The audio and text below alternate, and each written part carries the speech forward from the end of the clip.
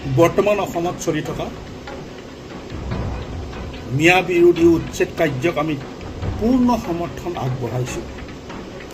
1971 চনৰ পিছতে অহা হওক, আগতে অহা হওক, বাংলাদেশৰ পৰা প্ৰব্ৰজিত মিয়াসকলৰ এই যি ভূমি দখল প্ৰক্ৰিয়া, তেওঁলোকে ভূমি আগ্ৰাসনৰ তেওঁলোকৰ যিটো মানসিকতা, ইয়াক ৰোধ কৰিবই লাগিব, নহ'লে অসমীয়া জাতি নেবাচে।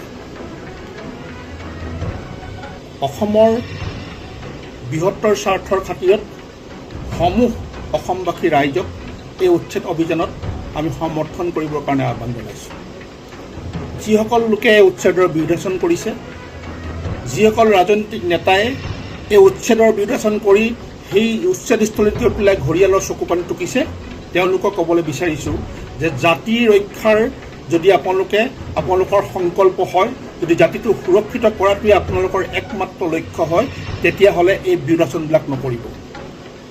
বাংলাদেশৰ পৰা প্ৰব্ৰজিত মিয়াসকলৰ এই ভূমি আগ্ৰাসনৰ বা এই জনসংখ্যা বৃদ্ধিৰ এক হিডেন এজেণ্ডা আছে। এই এজেণ্ডা হ'ল তেওঁলোকে অসমক ভৱিষ্যতে এক ইছলামিক ৰাষ্ট্ৰলৈ ৰূপান্তৰিত কৰাৰ এজেণ্ডা। ইয়াৰ আৱাজ মাজে মাজে বাংলাদেশতো হৈছে, অসমতো হৈছে। আৰু সেই এজেণ্ডা অনুসৰি তেওঁলোকৰ প্ৰথম কাৰ্যটো হৈছে জনসংখ্যা বৃদ্ধি। অসমত তেওঁলোকৰ জনসংখ্যা কিমান বৃদ্ধি কৰিব পৰা যায় তাৰ কাৰণে তেওঁলোকে ইতিমধ্যেই পৰিকল্পনা হাতত লৈ সেইমতে অগ্ৰসৰ হৈছে। আৰু তাৰ কাৰণে চৰ অঞ্চলবিলাকত একোটা পৰিয়ালে 8টা, 10টা, 12টা সন্তান জন্ম দিবৰ কাৰণে চেষ্টা কৰিছে। আৰু এইদৰে তেওঁলোকে এক জনবিস্ফোৰণ ঘটাবৰ কাৰণে চেষ্টা কৰিছে। আৰু এই ক্ষেত্ৰত তেওঁলোকে সফল হৈছে, কাৰণ তেওঁলোকৰ নিজ মুখেৰে কৈছে যে অসমত 1,40,00,000 মিয়া আছে। গতিকে ই হয়তো আৰু বৃদ্ধি পাব। এতিয়াই 1,40,00,000 যদি আছে, আৰু 10 বছৰ পিছত এই 1,40,00,000টোৱে 2,50,00,000লৈ ৰূপান্তৰিত হ'ব।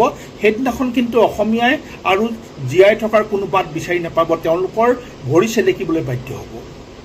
2 নম্বৰ হিডেন এজেণ্ডা হৈছে যে অসমৰ চৰকাৰী ভূমি আগ্ৰাসন কৰা আৰু অসমৰ সীমামূৰীয়াবিলাক তেওঁলোকে নিজৰ হাতলৈ লৈ যোৱাৰ চেষ্টা কৰা। আৰু তাৰ কাৰণে তেওঁলোকে ইতিমধ্যে নামনি অসম পাৰ হৈ আহি উজনি অসমৰ সীমামূৰীয়া অঞ্চলবিলাক, অসম অৰুণাচল সীমান্ত, অসম নাগালেণ্ড সীমান্ত, এইবিলাকত তেওঁলোকৰ বংশ বৃদ্ধি আৰম্ভ কৰিছে আৰু দখল প্ৰক্ৰিয়াবিলাক আৰম্ভ কৰিছে। উদাহৰণ উৰিয়াম ঘাট, উদাহৰণ আপোনাৰ অসম অৰুণাচলৰ সেই লখিমপুৰৰ বঙালমৰাৰ পৰা আৰম্ভ কৰি সেই অঞ্চলবিলাক, বান্দৰদোৱা এৰিয়াটো, উদাহৰণ মাৰ্ঘেটা অঞ্চলৰ লিডু লেখাপানীৰ সেই পাহাৰীয়া অঞ্চলবিলাক, এইবিলাক ইতিমধ্যে তেওঁলোকে এইবিলাকৰ চৰকাৰী ভূমিবিলাক দখল কৰি তেওঁলোকে ইতিমধ্যে তাত তেওঁলোকৰ প্ৰভুত্ব বিস্তাৰ কৰিবৰ কাৰণে চেষ্টা কৰিছে। গতিকে ভূমি আগ্ৰাসন তেওঁলোকে ইতিমধ্যে পূৰ্ণ পৰ্যায়ত চলাই গৈছে। 3 নম্বৰ হিডেন এজেণ্ডা, তেওঁলোকে অৰ্থনৈতিকভাৱে নিজৰ এই মিয়া জনগোষ্ঠীটোক শক্তিশালী কৰা। তাৰ কাৰণে অসমৰ অৰ্থনীতি ইতিমধ্যে তেওঁলোকৰ হাতলৈ গৈছে। অসমৰ সম্পূৰ্ণ মাছৰ বজাৰখন তেওঁলোকৰ হাতত, অসমৰ মাংসৰ বজাৰখন তেওঁলোকৰ হাতত, অসমৰ চব্জিৰ বজাৰখন তেওঁলোকৰ হাতত, অসমৰ কণীৰ বজাৰখন তেওঁলোকৰ হাতত। ৰাজমিস্ত্ৰীৰ পৰা আৰম্ভ কৰি, যোগালীৰ পৰা আৰম্ভ কৰি, প্লাম্বাৰৰ পৰা আৰম্ভ কৰি, ৱেল্ডাৰৰ পৰা আৰম্ভ কৰি, টাইলছ মিস্ত্ৰীৰ পৰা আৰম্ভ কৰি, নাপিতৰ পৰা আৰম্ভ কৰি সকলোতে তেওঁলোকৰ দপদপনি, তেওঁলোকৰ মানুহ সকলোতে সোমোৱাই দিছে। আমি এই ক্ষেত্ৰত সফল হোৱা নাই। আমি শ্ৰম কৰিবলৈ লাজ কৰাৰ কাৰণে আমাৰ গোটেই অৰ্থনীতিক ভেটিটো তেওঁলোকে নিজৰ হাতলৈ লৈ যাবলৈ চেষ্টা কৰিছে। অৰ্থনীতিয়ে এটা জাতিক আগবঢ়াই লৈ যাব পাৰে।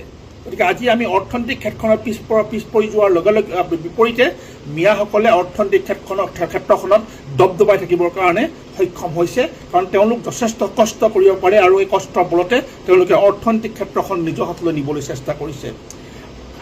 শেষৰ যিটো হিডেন এজেণ্ডা, সেইটো হৈছে যে অসমৰ যিটো আমোলা শ্ৰেণীটোৰ মাজত তেওঁলোকৰ দখল সাব্যস্ত কেনেকৈ কৰিব পৰা যায়। যিকোনো আমোলা ব্যৱস্থাটোৱে এখন দেশ বা এখন ৰাজ্য পৰিচালনা কৰে। আমোলা ছিষ্টেমটোৰ যোগেদিয়ে এখন ৰাজ্য বা এখন দেশ পৰিচালিত হয়। যিমান ভাল পৰিকল্পনাবিলাক কোনে প্ৰস্তুত কৰে? আমোলাসকলে প্ৰস্তুত কৰে।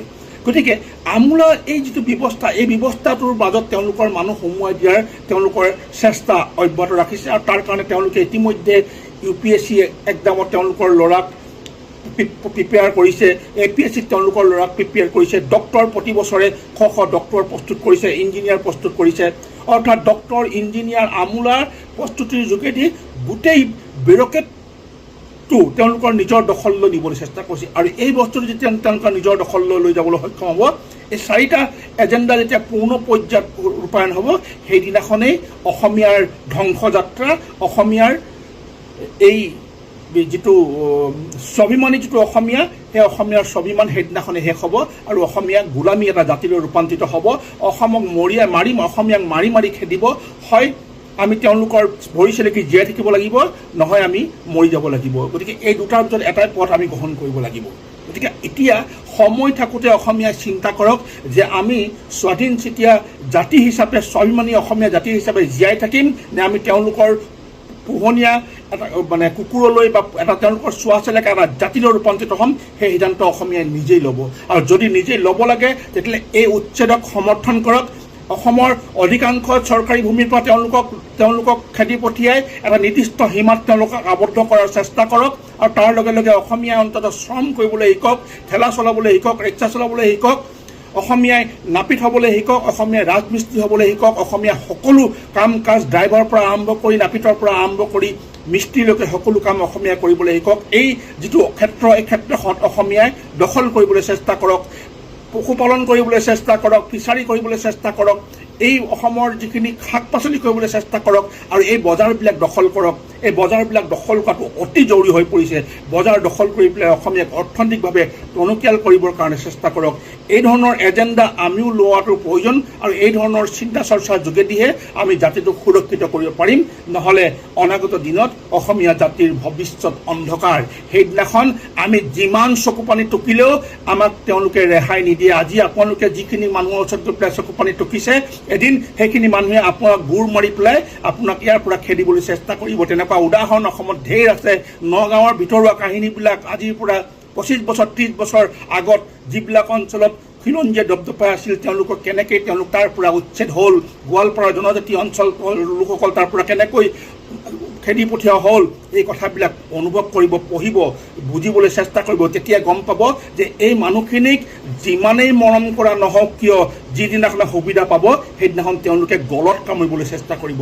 এই সময় থাকোঁতে অসমীয়াক সজাগ হ'বৰ কাৰণে আজি এই আহ্বান আমাৰ তৰফৰ পৰা জনালোঁ। ধন্যবাদ। জয় অসম।